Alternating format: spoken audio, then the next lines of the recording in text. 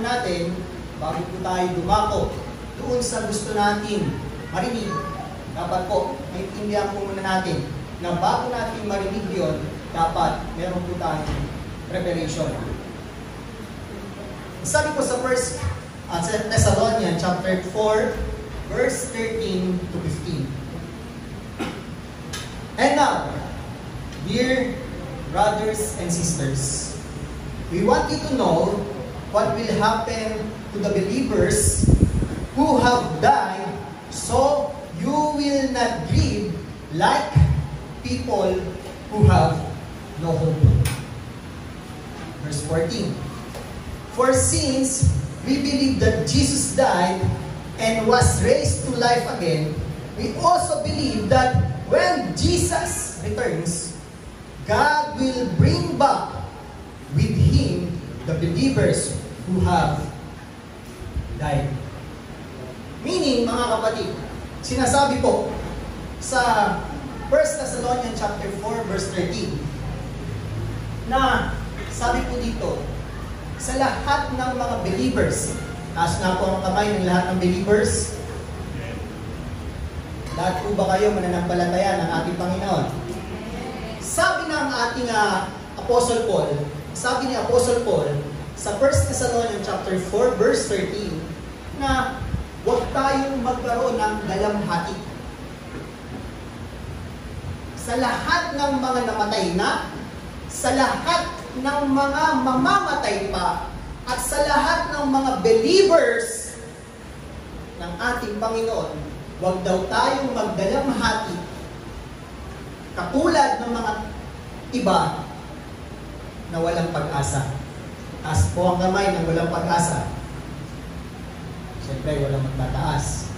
Taas po ang kamay na mayroong pag-asa. Lahat po ba tayo may pag-asa? Yeah. Bakit? Ang sabi ng verse 14, for since we believe that Jesus died and was raised to life again, we also believe that when Jesus returns, Jesus will come back again. Amen. Jesus will come back again. Very, very soon. Amen. At alam niyo po, malapit na yun. Ang sabi niya po dito, God will bring back with Him the believers who have died. Ibig sabihin, na sinasabi ng verse 14, huwag kayong mag-alala. Bakit? Sa pagbabalik ng ating Panginoong Hesukristo, ang lahat ng tinawag ng Panginoon, taas ang kamay ng tinawag ng Diyos, lahat ng pinili ng Panginoon, taas ng kamay, ayaw niyo po magtaas. Hindi po ba kayo pipili? Lahat po ng tinawag, lahat po ng pinili, lahat po ng mananampalataya ng ating Panginoon. In short, lahat ng believers, pag bumalik si Hesukristo, tayong lahat ay, bubuhayin niya. Kung ikaw ay namatay na, ikaw ay bubuhayin. At kung ikaw ay nadatnan na, buhay pa, ikaw ay itatakas ng Panginoon sa nalalapit na matinding hatian. Amen! Nandiyan pa po ba kayo? Alam niyo po, ang sabi ng Panginoon, sabi niya po dito, ibig sabihin, sa muling pagbabalik ng ating Panginoong Yesus, lahat ng mga taong kumilala sa Kanya ay muling bubuhayin ng ating Panginoong Yesus upang makasama niya sa alapaap. Ngayon, paano naman yung mga nadatnang buhay? Sabi po dito, sa verse 15, we tell you this directly. Sabi po, from the Lord, we who are still living, when the Lord returns, will not meet Him ahead of those who have died.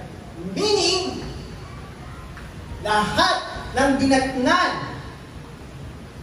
ng ating Panginoon na buhay pa, hindi tayo mauuna. Lahat ng mauuna, yung mga namatay na. Kaya nga sabi ng Panginoon, bakit ba kayo nawawalan ng pag-asa? Sabi ng ating Panginoon at sabi sa 1 Thessalonians chapter 4 verse 13, bakit ba kayo nagdadalamhati? Bakit ba kayo nawawalan ng pag-asa? Bakit nga ba? Tinanong mo na ba ang sarili mo na bakit ka ba nawawalan ng pag-asa? Dahil ba sa matinding pagsubok? Dahil ba sa matinding problema? Dahil ba sa matinding kahirapan? Pero sabi ng Panginoon, kung ikaw ay tunay na Kristiyano, genuine Christian ka ba? Taas ang kamay ng genuine Christian. Genuine Christian. Huwag po kayong mag-alala. Sa pagbabalik ng Panginoon, lahat ng kahirapan, lahat ng pagsubok, lahat ng mga problema, mawawala. Okay? May promise ang Panginoon. Hindi ka na iiyak. Hindi ka na maghihirap. Lahat ay magiging masaya na. Gusto niyo po ba yun? Palakpakan natin ang ating Panginoon. Kaya nga, kung ikaw ay 10 years old, kung ikaw ay 20 years old, kung ikaw ay 50, 70, 80 years old, lahat po tayo darating sa kamatayan. Amen po ba? Walang makakalagpas at walang makakapagkontrol sa darating na kamatayan natin. Tama po ba? Totoo, our life is precious. Amen! Pero, ang buhay natin, napaka-exciting. Tama po ba? Hindi mo nga alam kung kailan ka mamamatay. Tama? Hindi mo alam, baka mamatay ka bukas. Hindi mo alam kung mamatay ka sa susunod na mga linggo. Pero, ang tanong, handa ka na ba? Amen? Tama! Ang tanong, prepared ka. Ang tanong, ready ka na. Di ba? Kasi, pag tinatnan ka ng ating Panginoong Jesucristo at hindi ka handa, napakasakit nun. Tama po ba? Kaya nga, sinasabi po, you are not just aging, but you are dying. Amen! Ibig sabihin, habang tumatanda tayo, makinig po kayo, habang tumatanda po tayo, tayo po ay palapit ng palapit sa kamatayan. At hindi po natin yan makokontrol. Amen po ba? Nandiyan pa po ba kayo?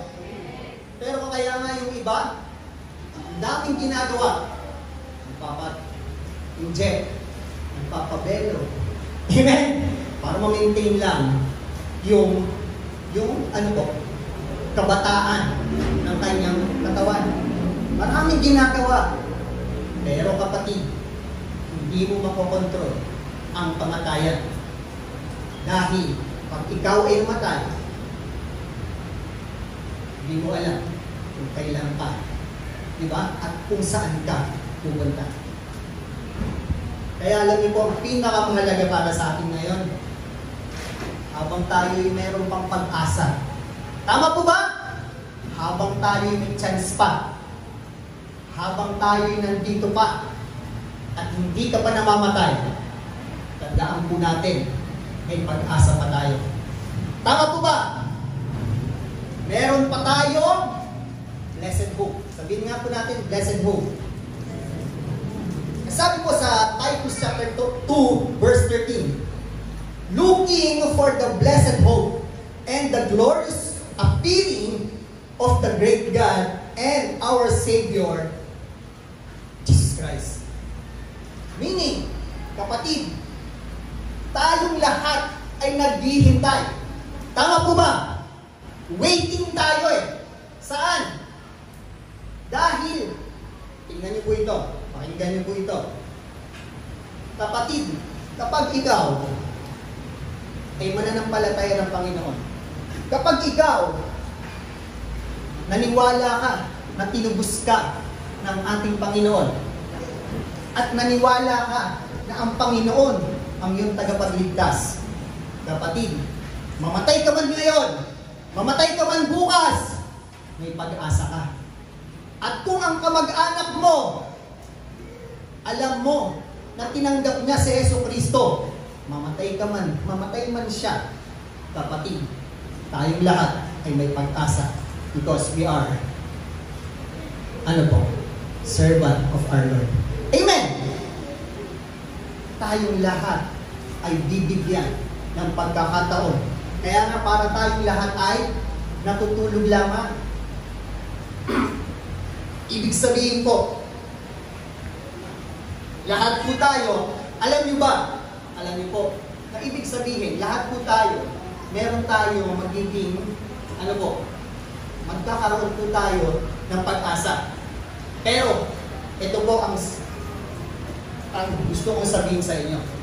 Alam niyo po ba na hindi lang rapture, hindi lang resurrection ang ibibigay ng Diyos para sa atin? Meron pong nakalagay sa Biblia kung ano po yun. Meron pong sikreto si Apostle Paul para sa atin. Sabi niya po sa 1 Corinthians chapter 15 verse 51 to 53. Pakinggan niyo po ito. Sabi po ni Apostle Paul, "But let me reveal to you a wonderful secret." Secret lang po ito. Sabi po ni Apostle Paul, "But let me reveal to you a wonderful secret." Ano kayang secret yun? Sabi niya po, "We will not all die." Amen. We will not all die, but we will all be transformed.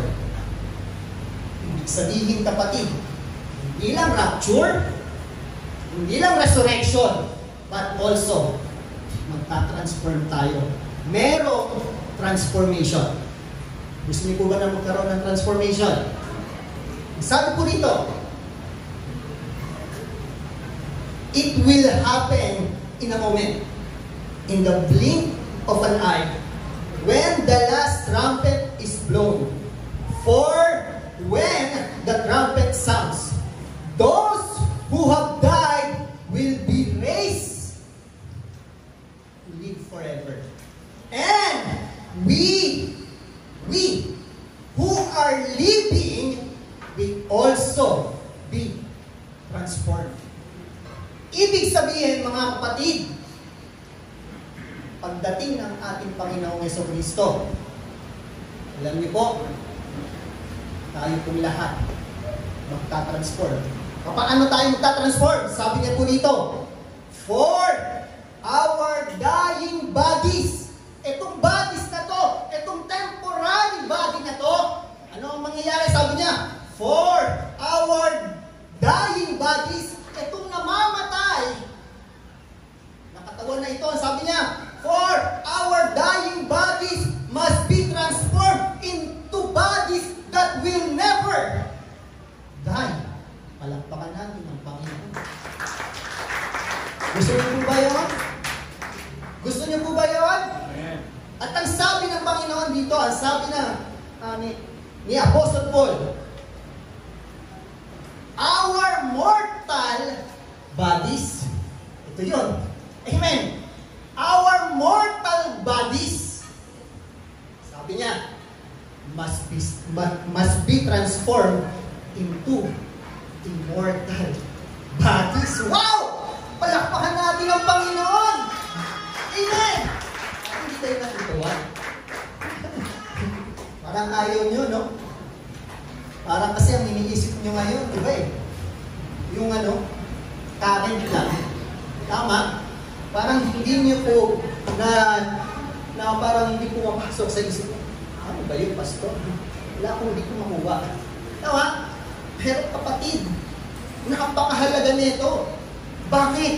Kapatid, pag ikaw ay tumanggap kay Jesucristo, kasi ang iniisip lang natin, yung temporary, tama po ba? Nandiyan pa po ba kayo? Ang iniisip natin, yung nandito lang, yung nakikita natin, pero ang sinasabi, yung sikreto na ni-reveal ni Apostle Paul, napakasarap. Amen po ba? Bakit? Bakit? Sa rapture, instant tayong kukunin. Pero, hindi lang basta tayo kukunin. Bakit? Dahil yung katawan natin papalitan ng bagong katawan. Gusto niyo po ba yun? Parang si Jesucristo, di ba? Siya ay nabuhay ng 3 araw. Anong nangyari? Anong nangyari? Di ba? Naging, ano po? Di ba nabuhay siya? Nagte-teleport siya? Nabasa niyo po ba yun? Hindi na siya kumakatok ng pintuan eh. Nabasa niyo po ba yun? Anong nangyayari kay Jesucristo? Lumulusot na siya sa wall. Gusto niyo po ba yun? Kasi immortal body ka na eh. Tama! Hindi na namamatay yung katawan mo. Ibig sabihin po, ang tawag po ng Biblia doon, glorified body. Glorified body. Ang ating katawan ay magiging glorified body. Ibig sabihin, yung ating katawan na perishable, magiging imperishable. Meaning, hindi na tayo magkakasakit. Tama po ba? Wala nang mga fats. Amen? Tama po ba? Wala nang mga bilbil. Kung ang problema mo na lagi kang every night, nagpapahid ka, wala nang tingles. Amen po ba? Parang ayaw nyo pa rin eh. Wala nang pimples. Amen po ba? Parang ayaw nyo pa rin eh. Palakpakan natin ang Panginoon. Amen! Ganon ang glorified body. Nandiyan pa po ba kayo? Amen? Yung katawan natin ngayon na subject sa decay, subject sa sickness, subject sa limitation, at subject sa lahat. Kapatid, lahat ng iyon mawawala pag meron ka na glorified body. Palakpakan natin ang Panginoon. Ilang may bonus yan? Hindi ka lang ni-rapture. Hindi ka lang niligtas ng Panginoon. Bagos, pag nagkaroon na ng millennial reign of Jesus Christ, 1,000 taon, makakasama ka na ng Panginoon para maghari. Amen! Nandiyan pa po ba kayo? Tingnan niyo po, bonus pa to bonus to. Dahil hindi ka na subjected sa time and space. Bakit? Kasi meron ka ng teleportation. Amen! Ibig sabihin, nagte-teleport ka na. At hindi ka lang nagte-teleport. Umaangat ka na. Sarap, di ba? Sarap isipin eh. Tama? Ang sarap mangarap, no? Sarap mangarap. Tama po ba? Gusto niyo po ba yun? Taas ang kamay ng gusto yun. Napakasarap po.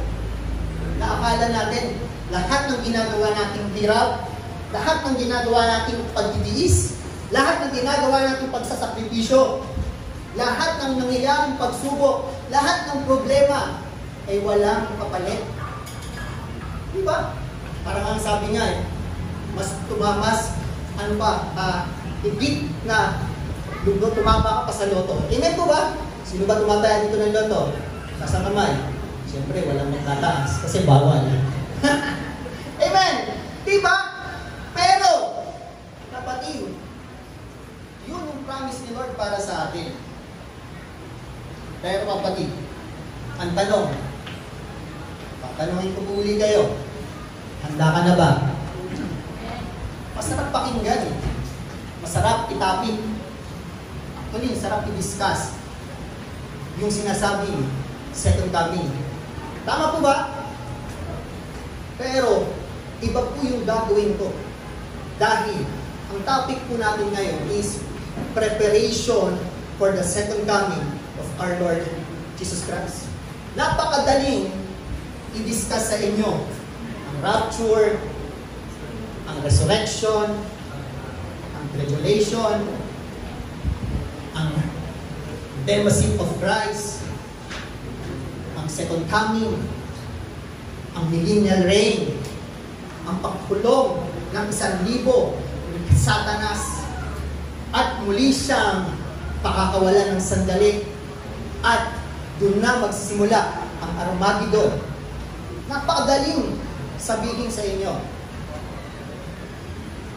Pero, dalawa po ang pagpipilian natin. Kung ikaw ay mamamatay, kapatid, dalawa ang pagpipilian mo. Resurrection, rapture, or final judgment, or white great throne. Dalawa lang po ang pupuntahan natin. Kung hindi ka naniwala kay Jesucristo, kung hindi ka nagkaroon ng pananampalataya kay Jesucristo, kapatid, napakasakit. Bakit? Pagdating ng tribulation, ay magkakaroon ng celestial disturbance. Pagdating ng Great Tribulation, pakinggan niyo po ito, magkakaroon ng celestial disturbance. Anong ibig sabihin nun? Madi-disturb ang universe. Madi-disturb ang planeta. Bakit? Bababa na ang salot. Amen! Yung mga hindi pa nangyaring salot, ipaparanas na ng Diyos sa Great Tribulation. Ang wrath of God, ang galit ng Diyos, ipaparanas na sa Great Tribulation. Di po kayo natatakot, no? Diba? Dating noon, kapatid. At kung hindi ka nakasama sa rapture, hindi ka nakasama sa resurrection, kapatid, at hindi ka nagkaroon ng glorified body, kapatid, doon ka. Sabi ng Panginoong Jesucristo sa Mateo chapter 24, yung na mga nasa bubong, huwag nang bumaba sa kanyang tahanan para kumuha ng gamit. Yung mga nasa bukid, huwag nang pumunta sa kanilang bahay para kumuha ng balabal. Grabe po yun. Bakit? Kasi, kapatid, magtago na kayo. Tama! Magtago ka na kung saan ka makapagtago. Dahil ibubuhos na ng Panginoon ang kanyang galit. Dahil sa Antichrist. Amen? Dahil sa Antichrist. Palakpakan natin ang ating Panginoon. Pero, alam niyo po, ang kaligtasan mula sa pagkadama ng kalakas ng kasalanan at ang kahatulan dito ay nagaganap kung tinatanggap ng isang tao si Kristo na kanyang tagapagligtas. Ibig sabihin, siya ay tinaring ganap. Ang kaligtasan ay sumasaklaw din sa pagiging ligtas mula sa kapangyarihan ng kasalanan. Ito ay pagpapakabanal at tumatagal habang ang isang tao ay namumuhay. Pakinggan niyo po ito. Gusto niyo po ba magkaroon ng glorified body? Gusto niyo po ba makasama sa rapture? Gusto niyo po ba magkaroon ng resurrection of the dead? First resurrection of the dead. Kapatid, merong sanctified at merong justified. Dapat meron pang ganon. Ano po ang sanctified? Ibig sabihin ng sanctified, sa sinasabi po, sa 1 Corinthians chapter 1 verse 2, sabi po dito, unto the church of God, which is at Corinth, to them that are sanctified in Jesus Christ, in Christ Jesus, called to be saints, with all that in every place call upon the name of Jesus Christ, our Lord. Amen? Ibig sabihin po mga kapatid, na tayong lahat sa iglesia ng Corinto at sa lahat ng iglesia, dapat po magkaroon tayo ng pagiging banal. Bakit? Na sinasabi po sa Hebrew chapter 10 verse 10, sabi po dito, sa kalooban yaon tayo'y pinapaging banal sa pamamagitan ng pagkahandog ng katawan ni Kristo na minsan magpakailanman. Ibig sabihin kapatid, napakahalaga ng sanctification. Napakahalaga na tayong lahat ay magkaroon ng kabanalan. Taas po ang kamay na nagpapakabanal na.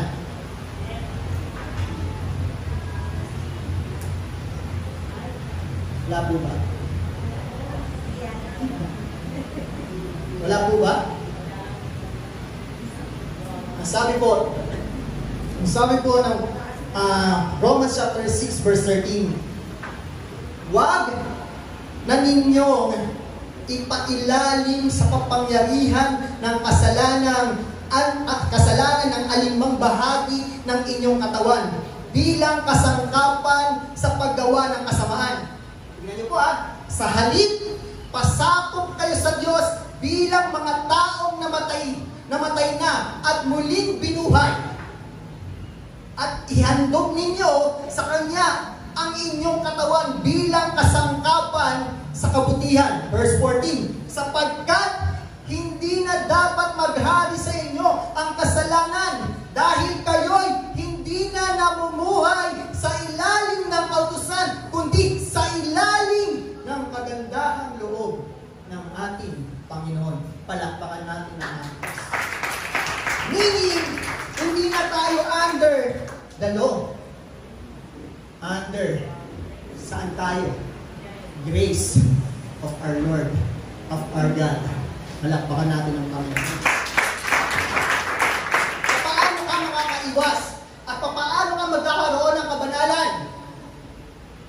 Gusto niyo po ba malaman? Ito po. Nung time na nandito si Jesus Christ, nasabi ko na po ito, mga nakaraang linggo, merong inilapit sa Kanya na dalagang dinurugo. Tama po ba? Dalagang dinurugo. Ngayon, sabi ng mga Saduseo, Pariseo, itong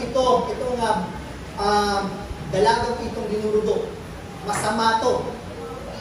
Kailangan itong batuhin dahil masamang babae ito. Ating Panginoong Jesucristo, yumuko, nagsulat, ganun-ganun lang siya.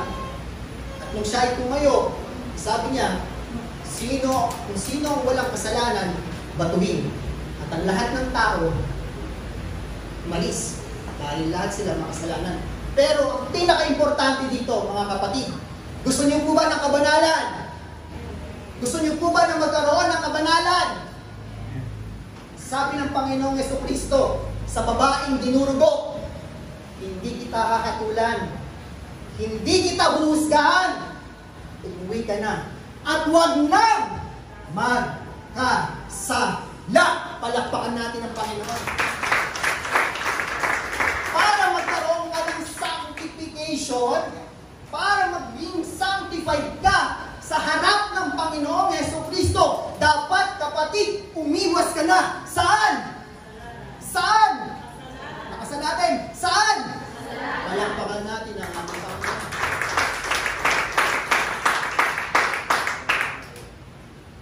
Hallelujah. napakasakit po, no? Diba? Minsan, napakasakit ng katotohanan eh. Minsan, parang ayaw mo na. Diba kahit ako, nung binabasa ko to, pinag-aaralan ko to, tinatamaan ako eh.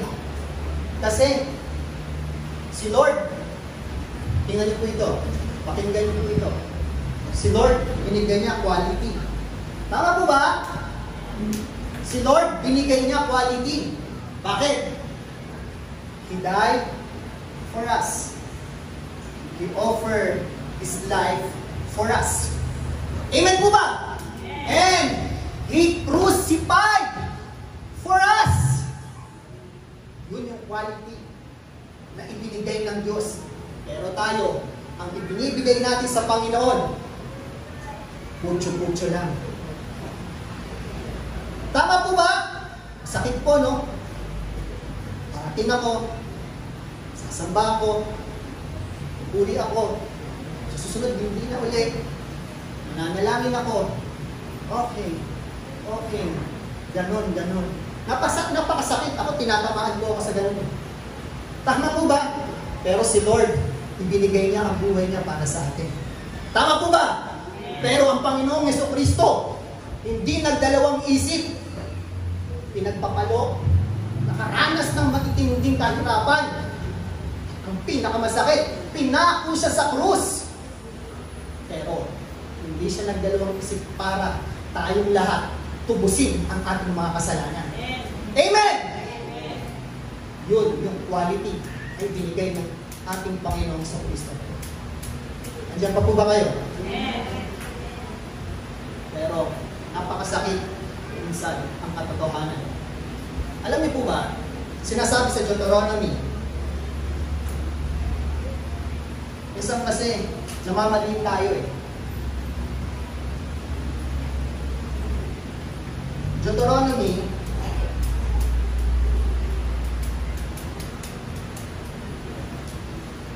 chapter 18.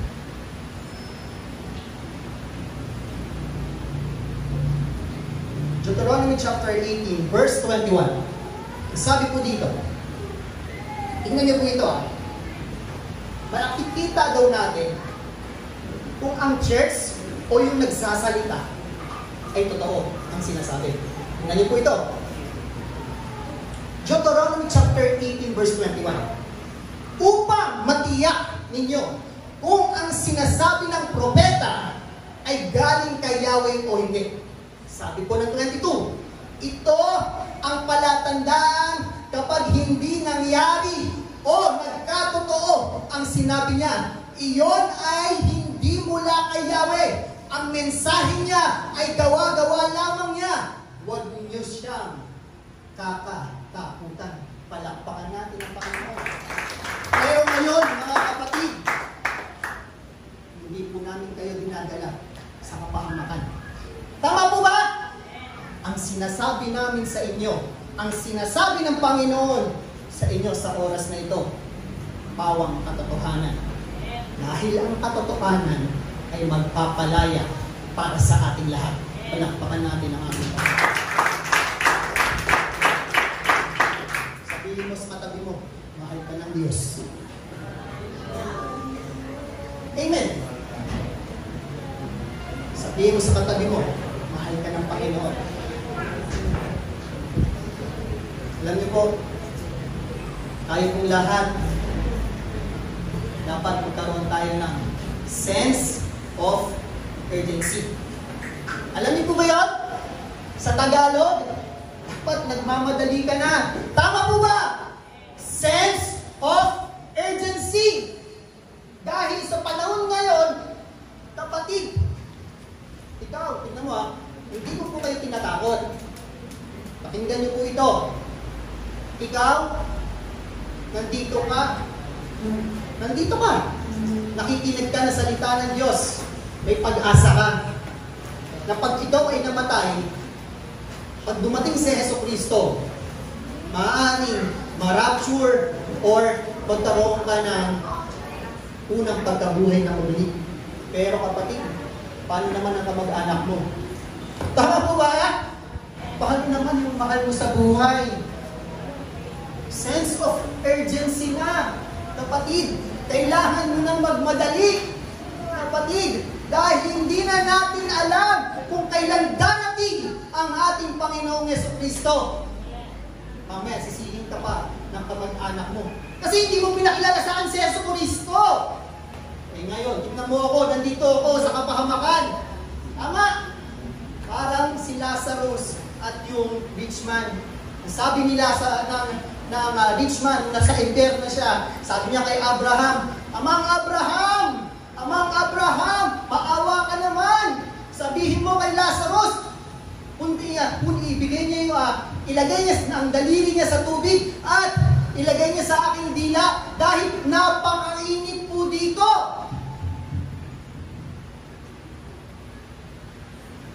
Ulitin ko, dahil napakainit po dito.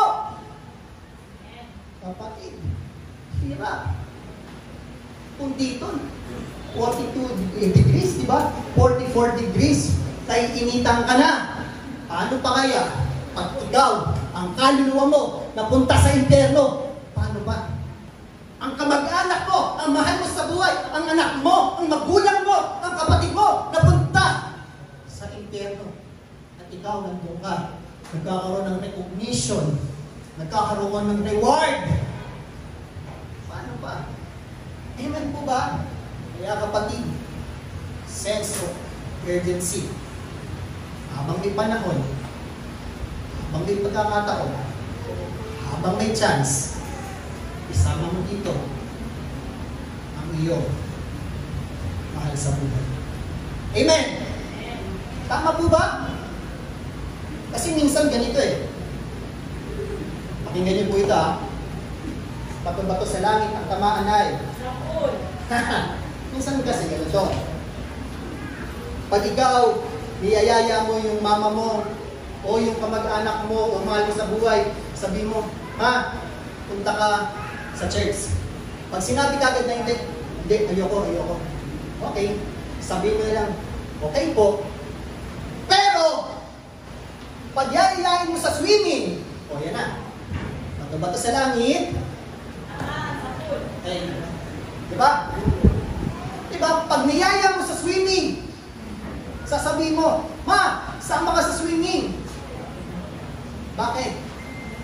Ililibre pa kita. Diba? Tama po ba? Sumama ka sa swimming. Masarap pag swimming, talagang pinipilit mo Diba? Nandun talaga. Diba na yung desire mo Talagang pinipilit mo, sumama ka naman. Diba? Excited ka pa. Pero pagdating sa church, Ma, sama ka sa church. Pag sinabi, ayoko. Okay po. Tama po ba? Pero napakahalaga. Amen? Napakahalaga nito. Dahil ang Panginoon, hindi kayo dadalhin sa kamalian. Ang Panginoon, hindi kayo dadalhin sa maling landas. Dahil ang Panginoon, dadalhin po kayo sa tamang landas. At pagbalik niya, tayong lahat ay isasama niya sa kanyang kaharian. Palakpakan po natin ang ating Panginoon.